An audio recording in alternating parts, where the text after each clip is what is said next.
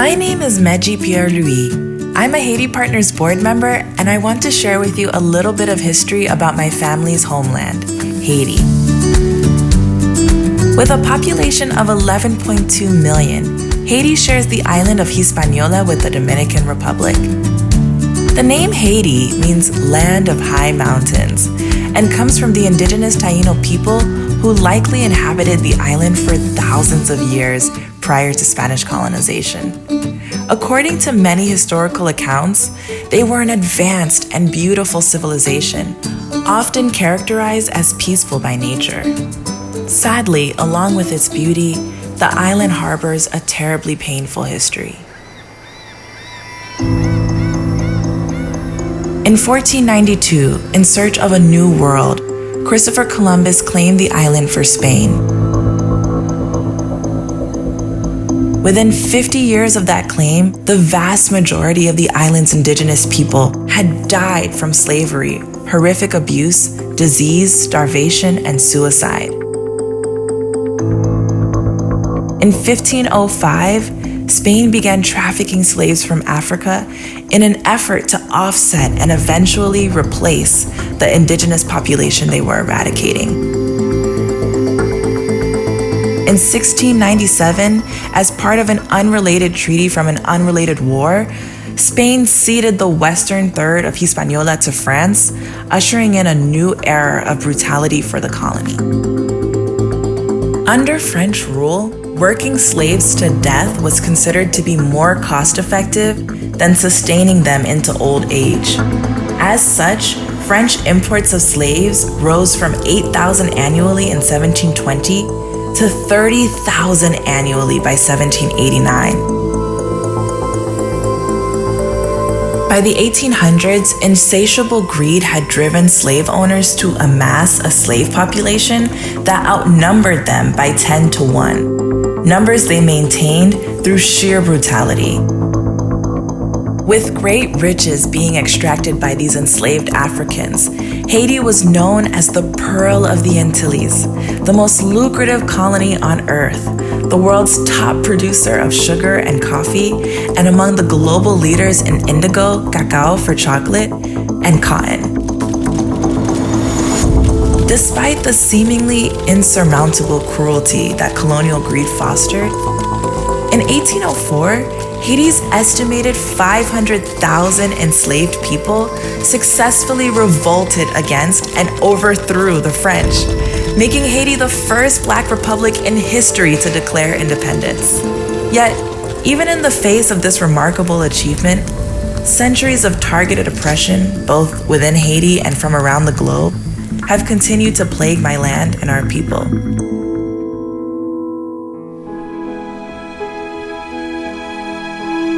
To this day, external repression and exploitation, compounded internally by political corruption and geographical challenges such as Haiti's unrelenting hurricane seasons, have contributed to Haiti's persistently volatile state. As if history weren't brutal enough, on January 12, 2010, a 7.0 magnitude earthquake hit Haiti. Miraculously, my family was spared, as were the lives and homes of our loved ones. For so many others, the same cannot be said. In addition to the thousands who died, the quality of life of many who survived were made even lower by the loss of what little they already had.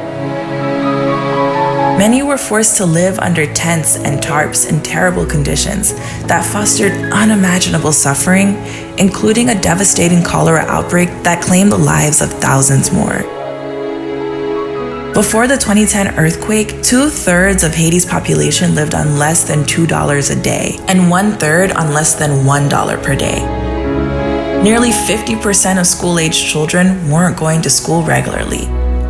Undoubtedly, these numbers have gotten worse, especially in light of COVID-19 and the continued political instability and turmoil of the last 5 years.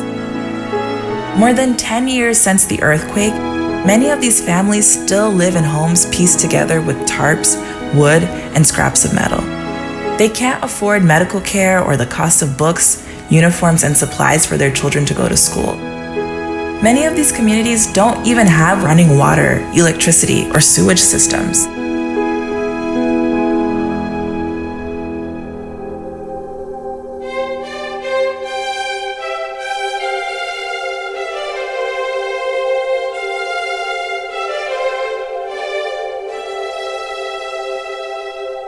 As a Haitian American, it has broken my heart seeing firsthand the poverty, despair, and sense of hopelessness that persists, especially among the young people of my country.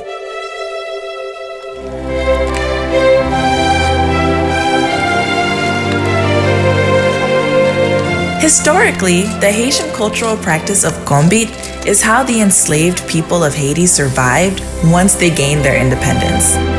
Konbit, a practice we like to translate as growing together, enabled them to collectively carry a load that none of them could carry alone. Help me with my garden today, and tomorrow, all of us will help you with yours. This was the spirit of Konbit. In a land historically choked out by conquest and control, I found myself looking to the cultural practice of Konbit for a transformational approach to community building that was actively fostering partnerships, groupthink, and group growth in Haiti. That's when I discovered Haiti Partners.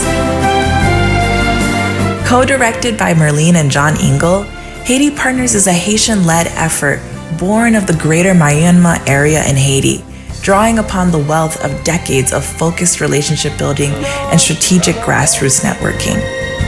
At Haiti Partners, future success has been firmly rooted in a commitment to the ancestral spirit of Konbit, working, learning, and growing together. Building from this cultural approach, Haiti Partners communities learn and grow together with an emphasis on fostering partnership, dignity, and a sense of collective ownership and pride in the process. And just look at what Konbit has done so far.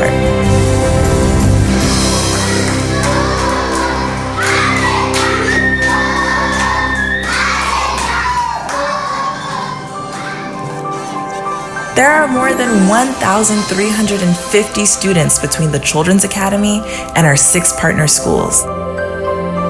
More than 200 staff members receive monthly salaries, which isn't always a given for school staff in Haiti. At the Children's Academy alone, there are 820 community members who self-manage village savings and loans groups, over 100 home gardens, a school wellness program, literacy groups, and a growing movement of agricultural technicians. Despite all of the heartbreak and uncertainty that Haiti continues to face, we at Haiti Partners have embraced the challenge of preparing students to create a brighter future. Little by little, tipa pa tipa, this school-based community development model is tapping into the power of Konbit to transform education into an experience that elevates human dignity and creates conditions for children and family to grow together. Gratefully, we do what we can right where we are with whatever we have. But if Konbit has taught us anything, it's that more people make more possible. That's why we are inviting you to Konbit with us. Let us work together to make education a success story in Haiti. Because by growing together, we are all made better, and our world is so much stronger.